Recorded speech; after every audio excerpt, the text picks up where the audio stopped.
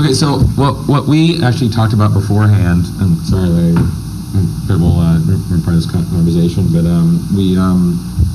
we talked about, I think, the changes that are going on, and I think that's the focus of this panel. I mean, we could have taken the tact of, here's what a manager does, but right now there's a huge shift in the business, right? And there's a lot of uncertainty. I'm of the belief that uncertainty and chaos breeds opportunity, right? And it's just how you take advantage of it and how you approach it and your philosophy. But what we wanted to talk about is the changes that are going on in business, and the person that you are going to have represent you, whether they're a friend, right, or a professional, is what you should be looking for, or how that person should be handling your business. And a couple of themes I think we want to they'll be interweaving through this, you'll note, are, is the person that's working with you, or if you're representing the band, are they versatile? Do they know how to create a variety of revenue streams? Because it's no secret that, record sales keep on doing this. So as an artist or as a manager, you want your business to continue, you have to find something that's going to balance that, right? So I think it's just a good business acumen of just all aspects of the business. And a key thing, and again, I think it's a shift for the better, I think any artist would argue this, is that it's ownership. So the key word is ownership of your music, ownership of your likeness, ownership of what you do, right? So whoever you're going to be working with, or if you're working with a band, I'll say it again, should understand those things, right? They should understand, like, going in, like, any decision they make and how they make the decision should pretty much, like, they should be thinking about those themes, right? So I think the first thing we wanted to get into was how labels are changing, and a few things that are, because whether, it's a big label, small label, if you put a record out yourself even, but some of the changes I think we all see that are going on at labels, and I think we'll start, Steve, you want to start and address that? Sure.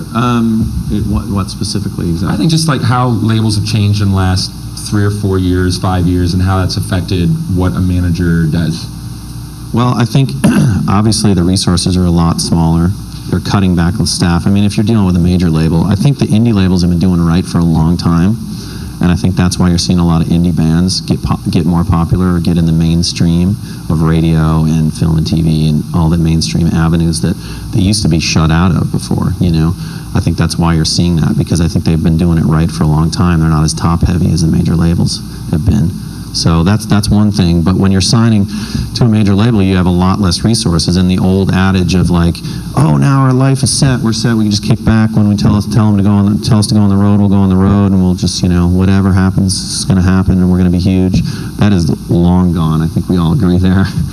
And I think that a lot of, hopefully, in some of the major labels that are starting to shift and doing it right, hopefully they're taking on some of the mentality of the indies. I think some of them are, but it's still a long process. So you have to, like Robbie said, be pretty self-sufficient as a band, and realize that the label is, your life's not set once you get signed to a record label. It's just, in fact, the more work starts. Well, do you guys want to talk about, and we'll open this up, is like, how does that affect what you're doing as a manager? And again, if you're a band looking for that, what should you be looking for from the person that's going to be working for you? Considering that labels, again, less staff, less resources. Well, you got to look for a manager who has the same mentality of doing it yourself, I hate to use DIY, it's such an overplayed terminology, but, you have to, I'm calling radio stations for my bands, I'm calling music supervisors, I'm trying to, make sure that the label's doing everything possible, and I'm really not relying on them to do anything. I'm expecting them to do nothing, because I worked for EMI for 8 years, so I know they do nothing most of the time, So you got to have a mentality that, like, you just are doing it, and then anything you're getting from the label, is gravy.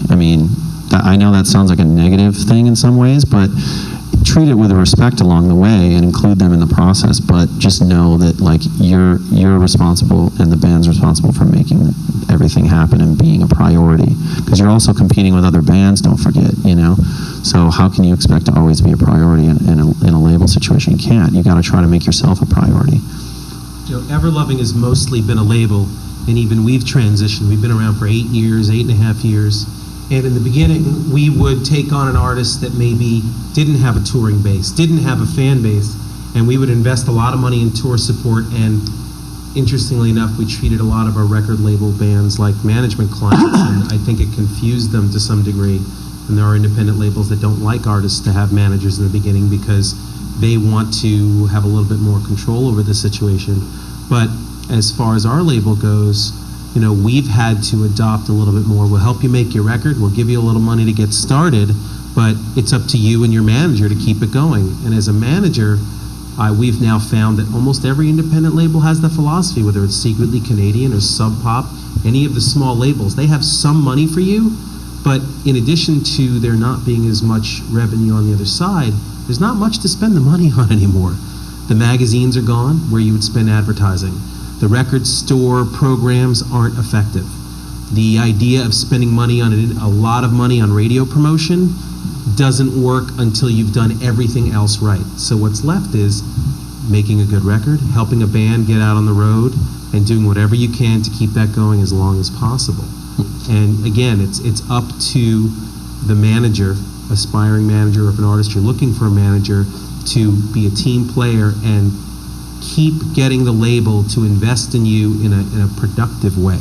Not just, I want to take out a page in Rolling Stone, or I want a $5,000 MySpace ad campaign. You want to find things that are constructive. One example is a band that maybe has only toured in this region. We want to tour in the Northwest. We want to go do there. We want to do something. We want to get out of our home area, and we think we can open for X band. Well, that's something that's worthwhile investing in. One artist we did that with back in the beginning was Metric. They had never really toured nationally. We got them on tour with a band called South, and that led to them getting their agent, who's still their agent today, Little Big Man, which turned into Paradigm. So constructive suggestions to the label that the manager can help influence and participate in.